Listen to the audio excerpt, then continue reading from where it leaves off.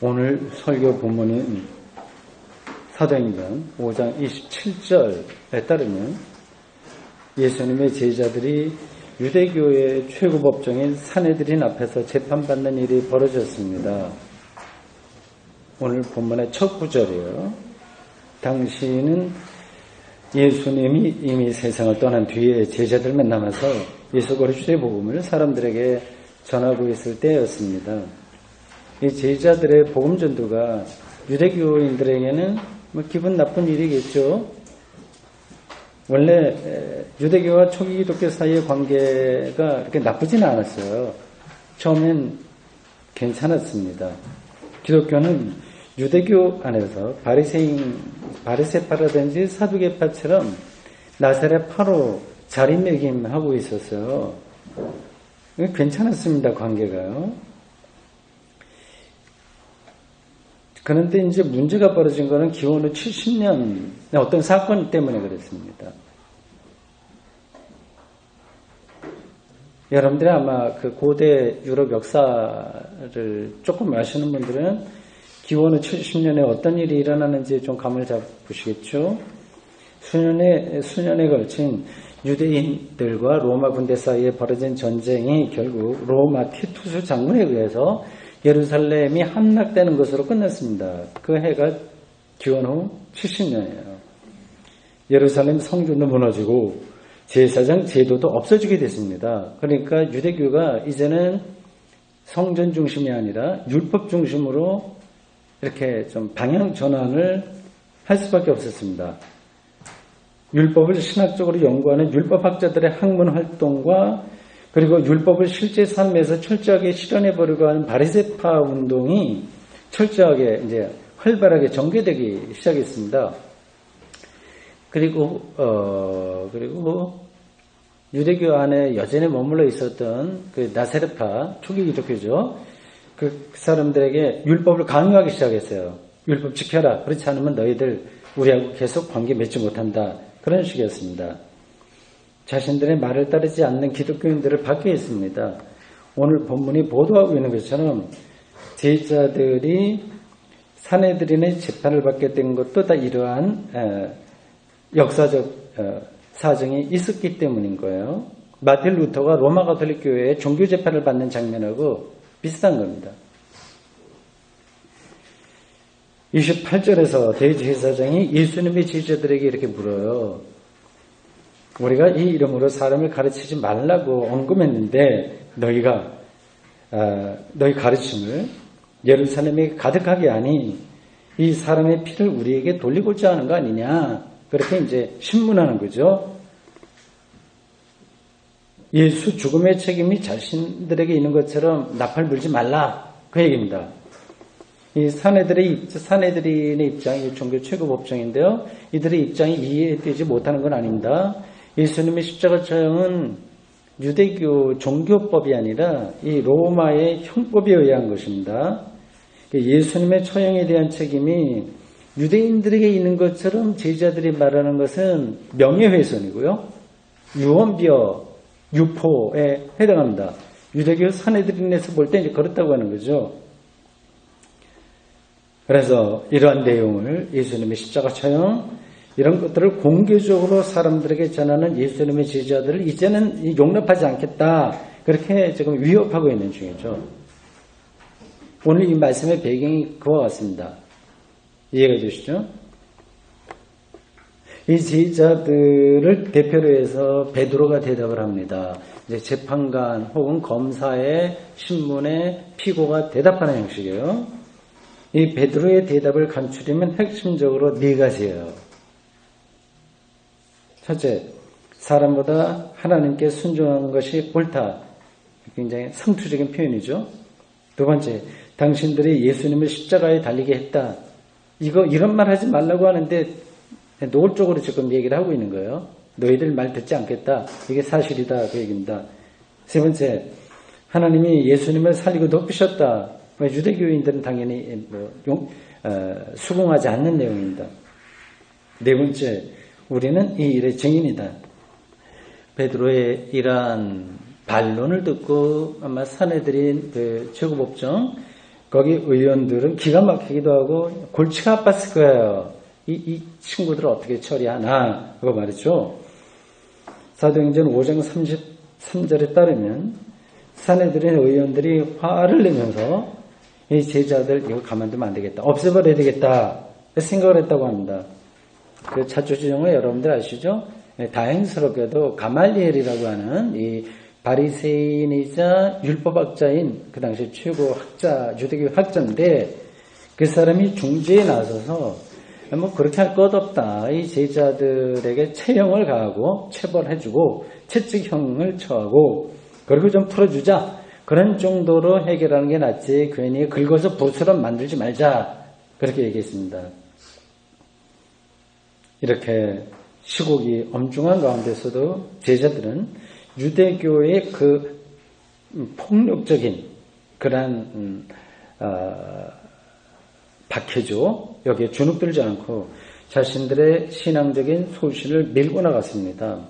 여기서 중요한 것은 제자들이 자신들의 정체성을 예수 사건에 대한 증인으로 보았다는 사실입니다. 증인으로요. 32절 말씀을 읽겠습니다. 들어보십시오. 우리는 이 일의 증인이요.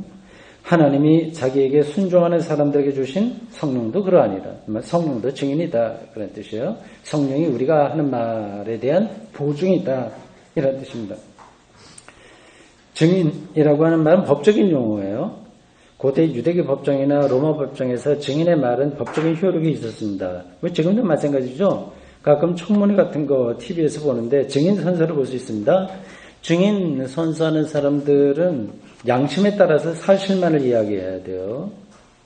만약 나중에 이 증인의 말이 거짓으로 드러나면 처벌받을 각오를 해야 됩니다. 그게 증인 선서에 있어요. 그 법적인 효력이 있기 때문에 그렇습니다. 헬라어로 증인은 마르투스라고 해요. 헬라어 성경에 나오는 그 원어가 마르투스입니다. 영어에서도 그런 단어 있죠. 이 단어는 두 가지 뜻이 있는데 헬라어 영어 사전에 보면 이렇게 되어 있습니다. 하나는 위트니스, 증인이라고 하는 말이고요. 다른 하나는 마터라고 합니다. 이 발음은 좀 시원찮은데 martyr에서 순교자라고 하는 뜻입니다. 이 두 가지 뜻이 같이 있어요. 마르투스라고 하는 헬라어에 있는 뜻입니다.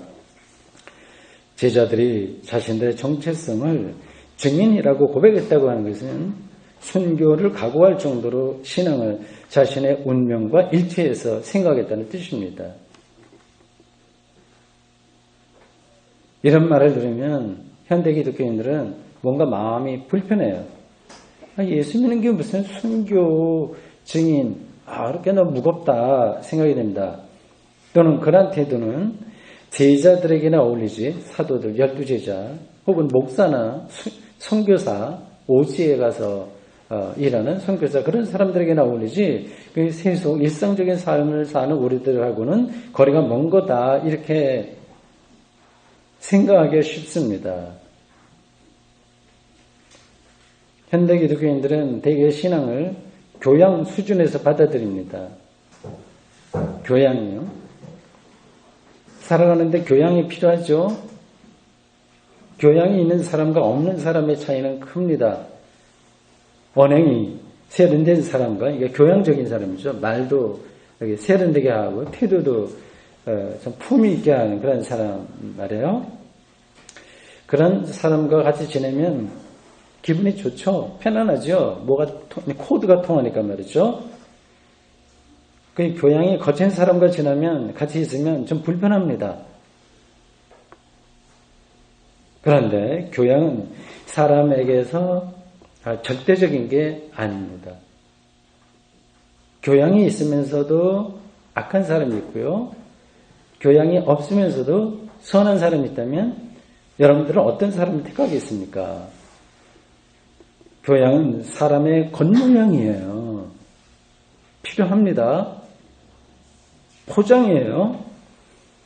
때에 따라서 포장은 바뀔 수도 있으니까 필수는 아닙니다. 기독교 신앙을 교양 수준으로 여기는 사람은 자기 정체성을 증인으로 받아들일 수가 없습니다. 이 말을 모이면 기도하고 흩어지면 전도하자고 하는 구호처럼 무조건 교회 생활에 묶여서 살아야 된다는 뜻으로 받아들이면 또한 곤란합니다.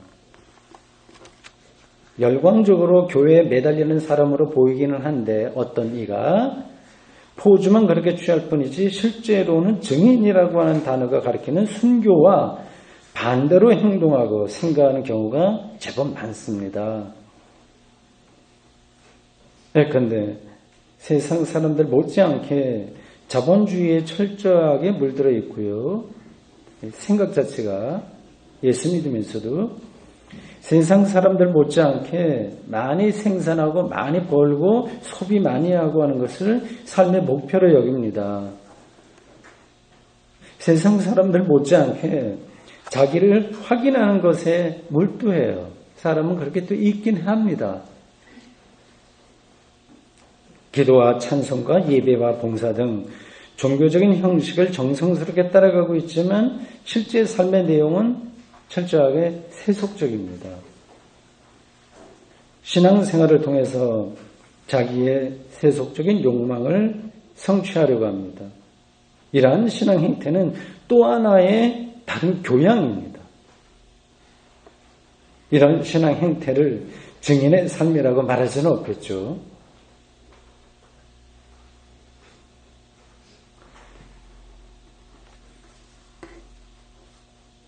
복잡한 세상에서 대충 기독교적인 교양을 유지하면서 사는 것만 해도 괜찮지 않냐. 그런 것도 어려운데 그런 것만 하더라도 다행이지 않냐. 굳이 증인의 정체성 운운하면서 그렇게 너무 심각하게 신앙을 생각하면서 살기에는 이 세상 살이가 너무 고달프다. 이렇게 생각할 수 있을 겁니다.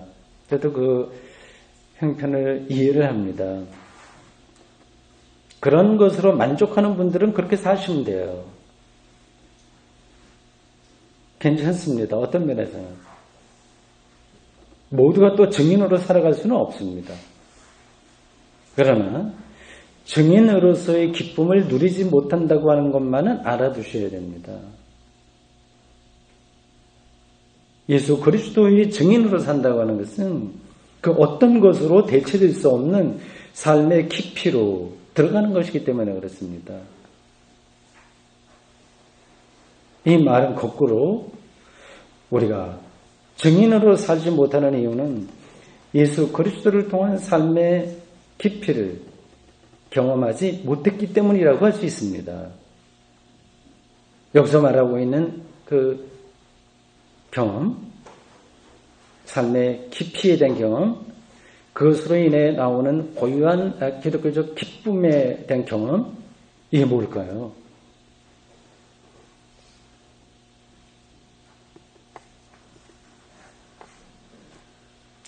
베드로는 사내들인 대제사장의 질문에 겁먹지 않고 당당하게 대답했다고 앞에서 말씀드렸어요. 중붙들지 않았습니다.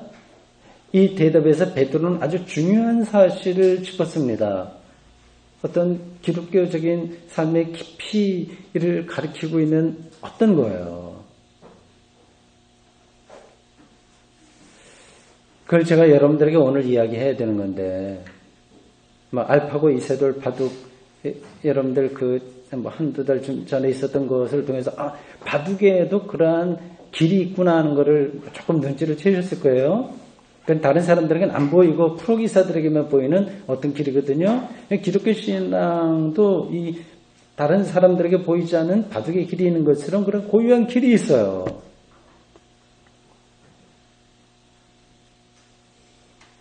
근데 그게 말로 설명이 사실은 잘 되지가 않습니다. 설명할 수는 있는데 그게 전달되기는 힘들어요. 본인이 준비가 되어 있지 않으면 이거는 바둑을 모르는 사람들에게는 바둑을 말해봐야 아무 소용이 없는 거와 비슷한 그런 상황입니다.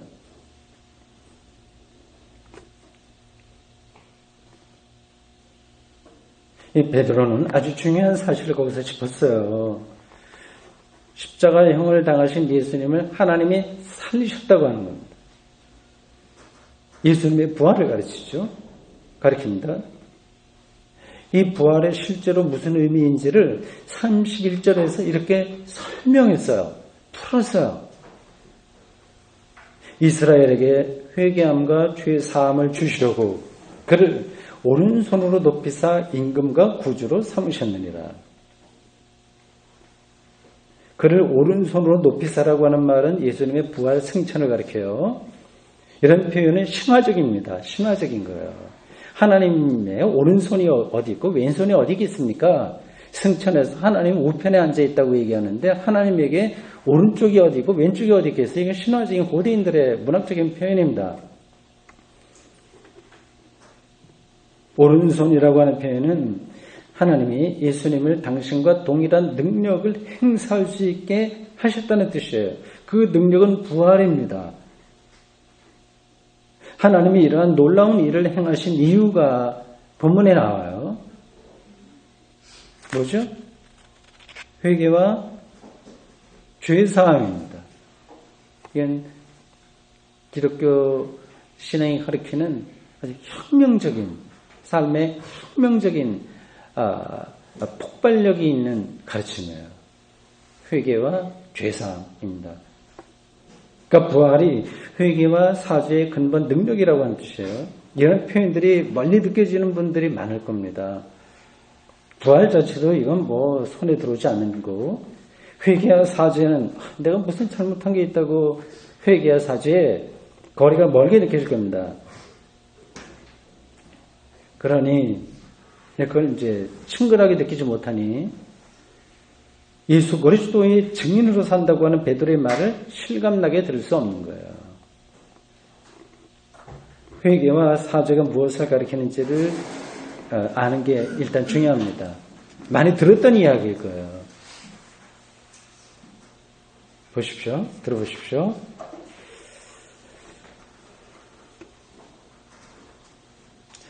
예수님이 공생애를 시작하면서 하신 첫 번째 말씀이 회개하라 하나님 나라가 가까웠다고 회개하라고 하는 얘기였습니다. 이 회개라고 하는 말을 들으면 죄 이게 생각이 나실 거예요. 틀린 거 아닙니다. 성서는 죄를 인간 삶을 파괴하는 가장 근원적인 것으로 여깁니다. 그래서 창세기 앞부분에서 아담과 이브의 죄, 가인의 아벨을 죽인 사건, 그리고 바벨탑을 쌓는 이들의 죄, 그리고 거기에 따른 하나님의 징벌을 말합니다. 이것은 그 죄를 존재론적 무게로 받아들인다고 하는 뜻이에요.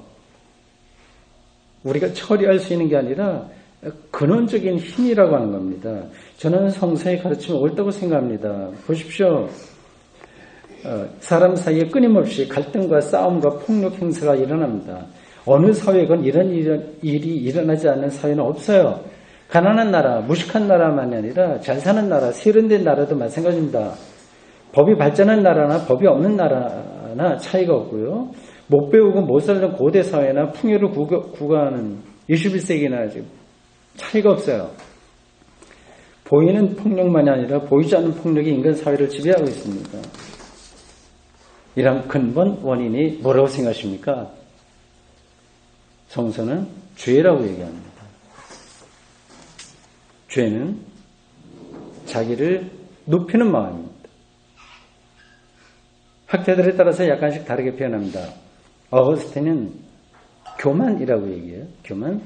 아퀴나스는 자기 사랑, 아모르 수이, 자기 사랑이라고 하고 파넨베르크는 자기 집중이라고 표현합니다. 그러니까 자기를 중심에 두려는 생각이 바로 하마르티아, 성서가 얘기하는 죄입니다. 뭐 흉측한 게 아니라 자기를 높이는 거예요. 자기를 중심에 두는 거예요. 우리 주변에서 벌어지는 수많은 충돌, 그로 인해서 벌어지는 불행의 이유는 자폐적이고 퇴행적으로 자기에게 집중하는 마음, 교만,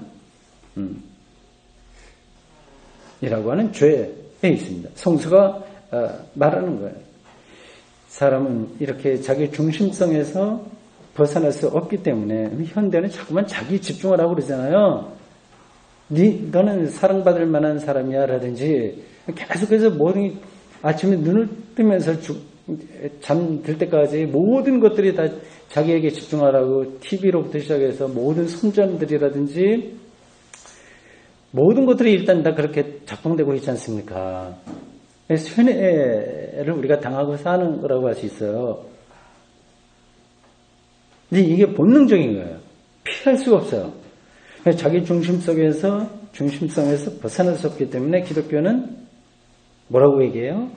모든 사람이 죄에 물들었다. 이렇게 선언합니다. 이런 말은 사람을 비하하려거나 사람을 죄책감에 사로잡히게 하려는 것이 아니라 있는 그대로의 사람을 직관하는 거예요. 저는 이러한 인간 이해가 옳다고 생각합니다. 저를 볼 때도 마찬가지예요. 중심성, 자기를 잠깐 중앙에 놓고 생각하는 것을 피할 수가 없어요. 여러분들 어떻습니까? 좋은 의지를 갖고 있는 사람들도 다 이제 자기 중심성이 있기 때문에 뭐 진보 쪽에 있는 사람들도 마찬가지고 보수 쪽에 있는 사람들도 마찬가지예요, 사실은요. 그래서 사람들이 모이면 충돌하게 되어 있습니다. 수도원에 들어가도 이 문제가 해결되지 않아요. 그래서 많은 공동체들이 있지 않습니까? 많이 실패하잖아요. 아직 모여서 사는 거요. 그 실패하는 이유가 바로 여기에 있습니다. 바울이 로마서에서 말하듯이 모든 사람들이 죄의 지배 아래에 놓여 있습니다. 저는 틀림없는 사실이라고 생각하고 또한 믿습니다. 회개는 자기 중심성에서 벗어나는 거예요. 돌아서는 거예요. 근데 이게 불가능해요. 회개하라고 하는데 이게 불가능한 거예요. 자기 스스로는 회개가 불가능합니다. 노력해 보신 분이 있겠지만 다시 제자리로 돌아갈 거예요. 그건 죽을 때까지 우리가 견뎌내야 할 실존입니다. 하나님이 완전히 다른 길을 허락하셨습니다. 자기 중심성에서 벗어나지 못함에도 불구하고 죄를 용서받는 길을 허락하셨습니다. 예수 그리스도를 믿기만 하면 죄에서 용서받을 수 있습니다. 이것이 하나님으로부터 의롭다 인정받는다는 의미의 칭의론입니다. 칭의예요. 실제로는 아닌데 그렇다고 인정받는 거예요. 이게 좀 시시하게 보이시나요? 칭의가 구원이기 때문에 신약성경은 반복해서 다른 거 말하지 않고 다른 거 말하긴 하지만 결국 말하려고 하는 핵심은 예수 잘 믿어라. 그 얘기입니다. 십자가에 달려 죽었으나 하나님에 의해서 죽은 자로부터 살아난 예수 그리스도를 믿으라. 는 말이죠. 저는 이것이 인간 구원의 유일한 길이라고 믿고 생각하고 확신하고 살고 있습니다. 여러분들도 마찬가지이실 거예요. 다른 방식으로 어떤 게 있는지 알면 나중에 또 말씀해 주세요. 예수를 그리스도로 믿는 것, 예수를 부활한 자로 믿는 것, 그를 종말의 재림할 자로 믿는다고 하는 것은 예수를 길, 진리, 생명, 요한복음 14장 6절에 말하는 대로 생명으로 믿는다는 뜻이에요.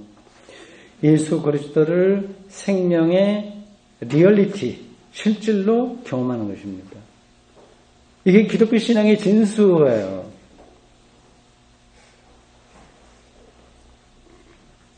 이게 여러분들에게 얼마나 실질적으로 느껴지는지 모르겠습니다. 저도 얼마나 깊이 알겠습니까? 그냥 아는 정도로 제가 설교를 하고 있는 건데, 이거 주제만 갖고, 그러니까 예수 그리스도를 생명의 리얼리티를 경험한다고 하는 것, 이게 신앙의 진수인데, 이것만 갖고 우리가 하루 종일 같이 이야기할 수도 있습니다. 삶을 단순히 고상하게 잘 먹고 잘 사는 차원에서 생각하면 이런 말은 도저히 받아들이지가 않습니다. 새로운 시각이 열려야 되는 거예요. 저는 2015년 4월부터 2016년 3월까지 수요일 저녁마다 욥기를 여기서 같이 공부했습니다. 많은 걸 새롭게 깨달았어요. 평생 동안 이 성경을 가르치고 설교하고 신학교 강의도 하고 살았는데 이렇게 나이가 들면서 더더욱 이 말씀이 새롭게 느껴진다고 하는 것은 참 행복한 길이다 생각이 드네요. 그래서 수요일마다 즐겁게 저는 같이 성경 공부를 하고 있습니다. 특별히 이제 욥기를 1년 동안 공부하면서 여러 가지 많은 생각, 깨달음이 있었는데 그 중에 하나만 말씀드리면 욥기 38장 24절입니다. 광명이 어느 길로 뻗치며 동풍이 어느 길로 땅에 흩어지느냐. 이 구절을 읽으면서 이 동풍이 어느 길로 땅에 흩어지냐. 동에서 불어오는 동풍이 바람의 길 이런 거를 말하고 있잖아요. 이 구절을 읽으면서 바람의 색깔을 입히면 세상이 어떤 모습으로 보일까에 상상을 했습니다. 바람이 강도와 방향과 높낮이에 따라서 여러 가지 색깔로 나타날 수 있다면 세상은 완전히 색다르게 보일 거예요. 이러한 상상력을 가지고 있는 사람과 없는 사람 사이에 삶의 경험은 질적으로 다른 거죠. 예수님을 전혀 다른 생명체로 새로운 시각을 얘기하는데, 즉 부활한 자로 경험하는 사람은 전혀 다른 세계로 들어가는 겁니다. 다른 사람들에게는 바람이 보이지도 않고 느껴지지도 않고 좀 느낀다, 시원하다, 뭐 좋다 정도인데 거기에 이제 색깔로까지 상상할 수 있는 사람들, 그런 세상이 더 아주 다층적이고 밀도 있게 경험되는 것처럼 예수 그리스도를 생명의 그 요체로 생각하는 사람은 전혀 다른 세계로 들어가는 거예요. 그래서 복음입니다. 그 경험이 너무 또렷하기 때문에 이런 사람은 증인으로 살아갈 수밖에 없습니다. 여러분들은 지금 어떠신가요? 이런 기독교 신앙의 그 내용을 충분하게 누리고 계신지요? 아니면 교양에 떨어져 있으신지요?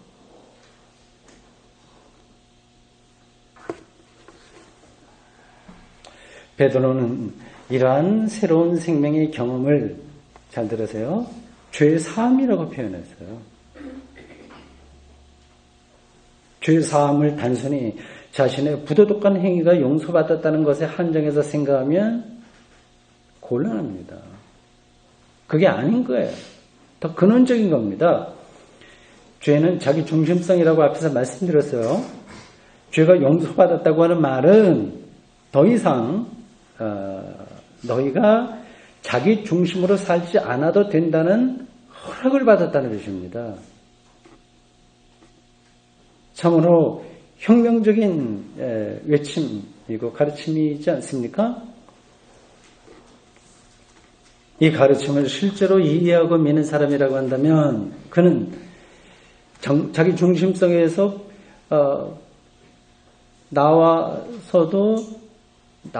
나오기 때문에 오히려 더 풍요로운 삶을 경험할 수 있는 거예요. 그래서 그런 사람은 자유와 평화를 삶의 내용으로 삼고 살아갈 수 있습니다. 죄의 사함은 다시 말씀드립니다. 오직 믿음 하나로 자유와 평화가 주어졌다는 선언이에요. 노예 해방 선언과 같습니다. 이것보다 더 역동적인 삶은 없습니다. 이런 삶이 바로 부활신앙의 요체입니다.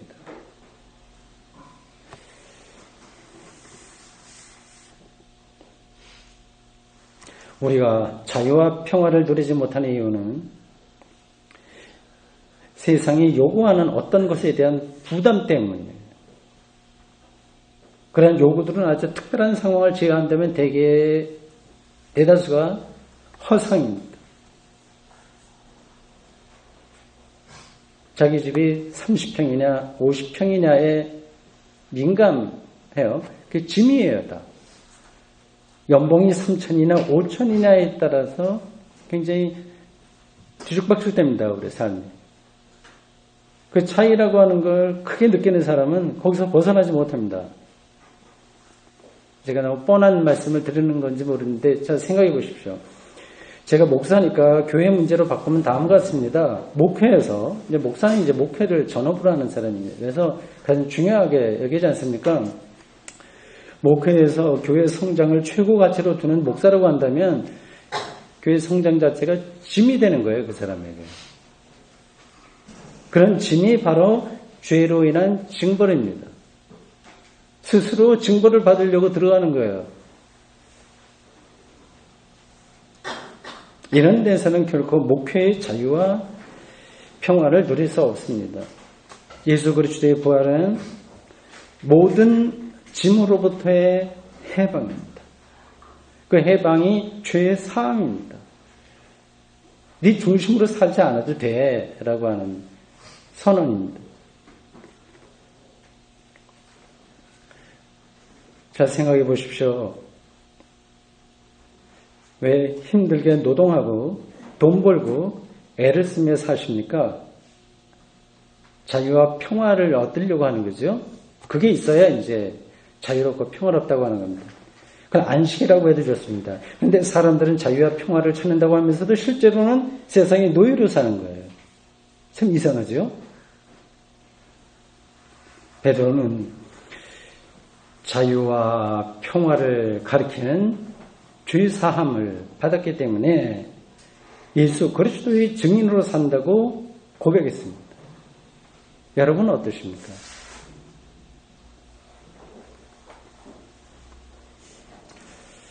이런 설교를 들을 때마다 그래 좋은 말이긴 한데 마음은 원이지만 육신이 약해서 그렇게 살기 힘들다 이렇게 생각할 수 있어요. 이해합니다. 어떻게 해야 될까요? 정작 중요한 것은 자유와 평화와 죄의 사함인데요. 어떻게 해야 될까요? 어떻게 우리는 베드로처럼 예수 그리스도의 증인으로서 회개와 죄 사함, 즉 자유와 평화를 누리면서 살 수 있을까요? 21세기 대한민국 상황은 좋지 않습니다. 왜 그런지는 저보다 여러분들은 더 잘 아실 겁니다. 천박하고 세속적이고 포악한 사회 구조를 여러분 개인이 뚫고 나가기는 불가능합니다. 그런 사회 구조에서는 자유와 평화는 요원해 보입니다. 자유와 평화는 관념으로만 떠들고 실제로는 억압과 전투의 방식으로 우리가 일상을 삽니다. 그래서 마음 같아서는 모든 걸 다 때려치고 그러고 싶을 때 없어요? 모든 걸 다 때려치고 수도원에 들어가고 싶지만 그 현실에서는 불가능하니 초에서는 제가 수도자처럼 사는 겁니다. 출가 수도자가 아니라 제가 수도자입니다. 무슨 일을 하든지 예수의 부활을 즉 회개와 죄 사함을 주시려고 하나님이 예수 그리스도를 새로운 생명의 세계로 높이셨다고 하는 사실을 마음에 새겨야 됩니다. 그 말고 더 중요한 게 뭐가 있어요? 이런 삶의 태도를 진실한 마음으로 구도자처럼 유지한다면 여러분은 여러분의 삶에서 자유와 평화의 영역이 확장되면서 결국 산에 들은 대제사장 앞에서 베드로가 고백한 것처럼 부활의 증인으로서 당당하게 살아갈 수 있을 겁니다. 네. 아멘. 주님, 오늘 저희들 사내들인 법정 앞에서 신문을 받는 그 제자들에 대한 이야기를 함께 읽고 나눴습니다. 부활의 증인으로서 자기의 정체성을 자리매김했던 베드로의 고백을 들었습니다. 부활의 증인, 죄의 사함의 확증인 부활, 우리의 모든 자기 중심성으로부터 벗어날 수 있는 유일한 길인 그래서 자유와 해방이 보장되는 그 삶으로의 초대를 우리가 읽었습니다. 우리로 하여금 이 어려운 현실 가운데서도 온전한 부활의 증인으로 살아도록 그것이 유일한 우리 삶의 자유와 평화가 주어지는 길이라는 사실을 잊지 않도록 저희들을 붙들어 주십시오. 예수님의 이름으로 기도합니다. 아멘.